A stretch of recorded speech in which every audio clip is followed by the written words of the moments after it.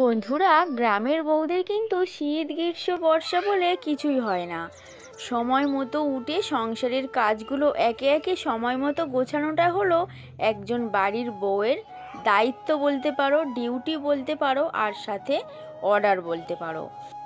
আজ সেই সমস্ত গল্প নিয়ে তোমাদের কাছে চলে এসেছি, মানে সেই সমস্ত টপিকের গল্প আর কি।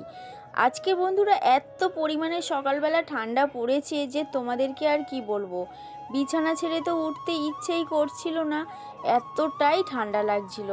কিন্তু ওই যে কিছু করার নেই, সংসারের কাজগুলো আবার সময় মতো না করতে পারলে বাড়ির ওই যে হাজবেন্ডের কাছেও নাম পাওয়া যাবে না, আবার ওই যে শ্বশুর শাশুড়ি থাকলে তাদের কাছেও নাম পাওয়া যাবে না। তবে সেই সকাল থেকে ভিডিওটি শুরু করেছি, স্কিপ না করে দেখতে থাকো। আমার সমস্ত বন্ধুরা, আশা করছি তোমরা সবাই খুব ভালো আছো, যে যেখানে আছো সুস্থ আছো।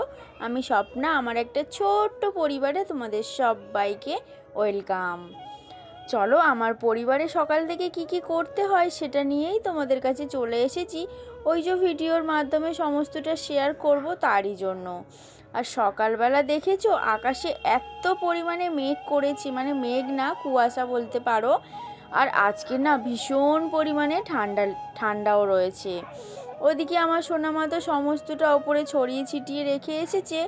আবার ওই যে বেশ খানিকটা বাজারও নিয়ে এসেছে তোমাদের দাদা ভাই, সেগুলো তো একে একে ঢেলে জায়গা মতো গুছিয়ে নিয়েছি। আবার এই যে ছোট্ট ছোট্ট চিংড়ি মাছটাও নিয়ে এসেছিলো। যদিও আমি বলেছিলাম, কারণ এই শীতের মরশুমে না ওই গরম গরম ভাতের সাথে পেঁয়াজ লঙ্কা দিয়ে এই যে ছোট ছোট চিংড়ি মাছগুলো ভাজা এত সুন্দর লাগে না, তোমাদেরকে আর কি বলবো। এর মধ্যে কিন্তু কাঁকড়া মাছ সমস্তটা রয়েছে। ওই যে কিছুটা আবার গুছিয়ে রাখলাম, কারণ ওই যে সবটা তো একেবারে খেয়ে নিলে হবে না। যেহেতু এই বাড়িতে আসার পর থেকে পাকা গৃহিণী হয়ে উঠেছি, সংসারটা তো আমাকে সামলাতে হয়। ওই যে বাজার দোকান করে দিয়েছে, ওটাতে কিন্তু আমার 15 দিন 20 দিন চালাতে হবে, তার জন্য বুঝে শুনেই সমস্তটা করতে হয়। একজন মেয়ে বাপের বাড়ির রাজরানী হলেও শ্বশুর বাড়ির কিন্তু চাকরানী হয়েই থাকতে হয় তাকে। এটাই ছিল আর কি বলার। তো যাই হোক, তোমাদের মধ্যে এমন কিছু যদি হয়ে থাকে অবশ্যই আমাকে জানিও। আর ওই যে আজকে না এত পরিমাণে ঠান্ডা পড়েছিল, ওই যে তোমাদেরকে শুরুতেই বলেছিলাম উঠতে ইচ্ছে করছিল না, বাট তবুও উঠতে হবে, যেহেতু বরমশাই বেরোবে 9টায়। বরমশাইয়ের তো টিফিন রেডি করে দিয়েছি। আজকে না কি কি রান্না করেছি সেটা তো তোমাদের সাথে শেয়ার করবই। আর এই যে জামা কাপড়গুলো মেলছি দেখেছো, এগুলো না গতকালকের। যেহেতু আমাদের গাছের তলায় বাড়ি আর একেবারে রোদ্দুর লাগে না, জানো তো। আর আজকে সকাল থেকে একেবারে বৃষ্টির মতো, মানে রিমঝিম বৃষ্টি বলতে পারো, ঝরছিল। সেটা কিন্তু বৃষ্টি ছিল না, ওই কুয়াশা ছিল। আর সূর্য মামা একেবারে মাথার ওপরে উঠে গেছে, তবে এখন কিন্তু বেশি বেলা হয়নি, ওই 10টা মতো বাজে। আর এই যে আমার সোনা মায়ের কাণ্ডটা দেখেছো, দুটো ছাগল নিয়ে এসে একটা কাকু রেখে গিয়েছে, মানে আজকের আমাদের এখানে হাটবার, তারই জন্য ওই যে কাঁঠাল গাছের পাতা নিয়ে ছাগলগুলোকে খাওয়াচ্ছে। আমার না বেশ ভালো লাগে, যেহেতু ছোটোবেলায় আমি যে বাপের বাড়িতে বড় হয়েছিলাম, ছাগল গরু মুরগি হাঁস নিয়ে একটা ছোট্ট গ্রামে বেড়ে উঠেছিলাম, একেবারে প্রাকৃতিক সৌন্দর্যর মাঝে। তো এর মাঝে সমস্ত কাজ সেরে নিয়ে চলে এসেছি এখন স্নান করে। এতটাই ঠান্ডা লাগছিল যে একেবারে আমি কিন্তু সোয়েটার বলতে এই গেঞ্জিটা আমি পরে থাকি সেটা পরে নিয়েছি। আবার সাথে জানো খেয়েছি দুটো পান্তা ভাত, ওই গতকালকের ভাত ছিল, ইচ্ছে ছিল না তবুও কিন্তু খেতে হয়েছে।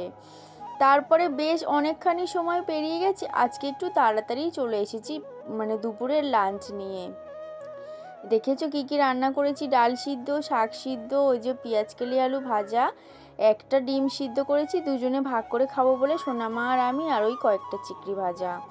তো যাই হোক, খাওয়া দাওয়ার পরেও একটুখানি রেস্ট নিয়েছিলাম, একটু অনেকখানি সময় আবারও পেরিয়ে গেছে, এখন কিন্তু সন্ধ্যাবেলা চলে এসেছি। মানে সময় মতো ডিউটিগুলো করতে হয়, না হলে আবার ওই যে কথা শুনতে হয় এক ঝুড়ি। তো সেই সমস্ত মানে কাজ করছিলাম, আর আজকে ঠান্ডার কারণে না সব কিছু তোমাদের সাথে আর শেয়ার করতে পারিনি। আর এই যে সন্ধ্যাবেলা এখন ডিম টোস্ট করছি, আর এই চাটুটা এতটাই পাতলা যে তলা লেগে যাচ্ছিল। ওখানে তো কমপ্লিট হয়ে গেছে, এখন আমিও খেয়ে নেব, ওদিকে শাশুড়ি মাকে দেবো, সোনামা খাবে, আর তোমাদের দাদা ভাইয়ের জন্য রাখবো। আজকে ভিডিওটা এতটুকুই ছিল বন্ধুরা, আবার পরে দেখা হবে নেক্সট ব্লগে। আজকে ভিডিওটি তোমাদের কেমন লাগলো সেটা কিন্তু অবশ্যই জানিও।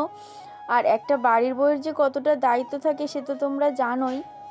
তার জন্য শীত গ্রীষ্ম বর্ষা কিছুই হয় না, সময় মতো কিন্তু কাজগুলো কমপ্লিট করতেই হয়। আর সেই কিছু টপিক নিয়েই তোমাদের কাছে চলে এসেছি। টিফিনটা করার পরে আবার ওই যে এক গাদা জামা কাপড় রয়েছে সেগুলোও গুছিয়ে নিতে হবে, এই যে তারই জন্য চলে এসেছি। আজকে ভিডিওটি তোমাদের কেমন লাগলো সেটা কিন্তু কমেন্ট সেকশনে জানিও। যদি কোথাও একটু ভালো লেগে থাকে তাহলে অবশ্যই একটা লাইক করো। আর আমার এই পরিবারে নতুন সদস্য হলে চ্যানেলটিকে সাবস্ক্রাইব করে রেখো। মাঝে মধ্যে না ভাবি যে সারাদিন এত কষ্টের মাঝে আর ভিডিও করব না, কারণ এই ইউটিউব হয়তো আমাদের জন্য না। তবে আবারও ভাবি যে দেখো, জীবনে অনেক কিছু জানতাম না, সব কিছু কিন্তু শিখেছি। আর এটাও দেখি না চেষ্টা করে কি হয়। তো তার জন্য এই যে অনেক কিছু ভিডিও শেয়ার করিনি, ওই কিছু আর কি আজকে ভিডিও নিয়ে চলে এসেছি। কেমন লেগেছে অবশ্যই কিন্তু কমেন্ট করো, ভালো লাগলে পাশে থেকেও। টাটা বন্ধুরা।